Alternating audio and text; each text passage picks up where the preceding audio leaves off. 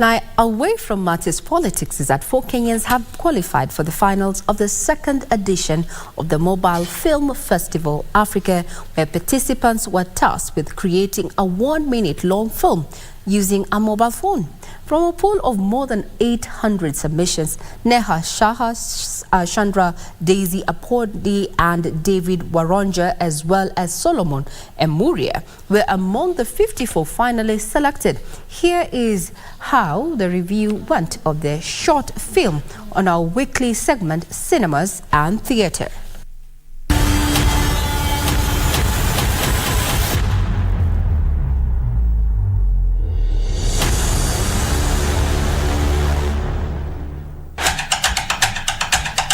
Under the slogan, "One Mobile, 1 Minute, 1 Film,"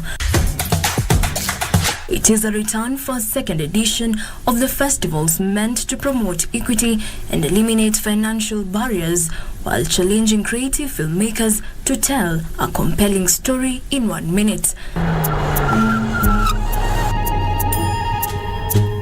This year, 54 films have been shortlisted from 21 countries. Among them are 4 films from Kenya.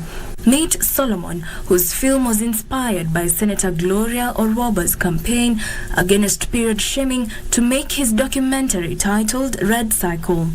If all this makes you uncomfortable, it's a mission accomplished. As a digital literate person, we understand what it means for somebody to get bullied online. So I was like, okay, what's happening? This is something that's supposed to be normal.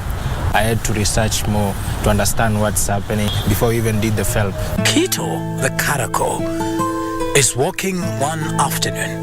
Neha Shah, a seasoned filmmaker with more than 7 years of experience in film production and design, on the other hand, produced the film Macho Nne. Plastic floating in the water. Then she sees another one and another one. Kito dodges the plastic as she carries on swimming. The hand-drawn children's animation follows the story of a caracal, a wild cat found in Masai Mara. The cat finds a pair of glasses, and when she wears them, she gets teleported deep into the ocean. We all love going to Mombasa for a holiday. The ocean is very beautiful, calm, very zen, and it's just amazing. But going deep into the ocean, that's when you see that there's a lot of problems in there. Most plastics are not biodegradable. She puts them on. With a blink of an eye, Kito is transported underwater. She sees all the different colors and shapes of fish. I want to kind of reach out to the children. If we start educating them now, they are able to then help being aware about what is happening to our earth.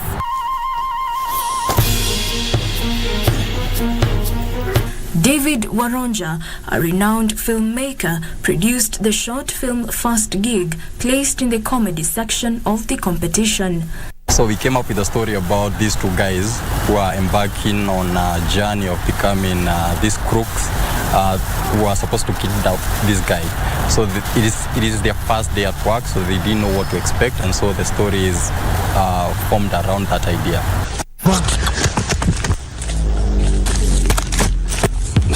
Shandra Daisy Apondi, who recently began her filmmaking journey, produced the short film Password. The film highlights some men's reluctance to give their phones. Her film too was placed in the comedy category. When I was thinking up the story, I wanted something that would give me the opportunity to shoot something cinematographic. So I wanted it to be like outside, etc., but yet still budget friendly. I wanted it to be something that could capture an audience. So that's why we go from like a very tense scenario to a comedic scenario.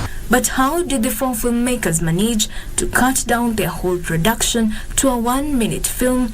So we had to do scripts for us to understand how we can achieve the 1 minute, because when you get on set, you might end up having a lot of data and information, and it will screw up while you're editing? I had to take in mind the pace of the voiceover artist, because in the beginning there's space, he's calmly telling the story, and then towards the middle there's danger.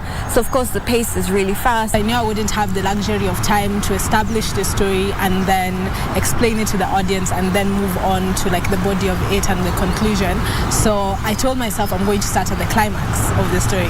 With the growing technology era, the filmmakers note that mobile films are easily accessible to a larger number of their audiences. The industry is evolving, especially when you look at the introduction of mobile filmmaking, and that gives filmmaking a yet bigger reach.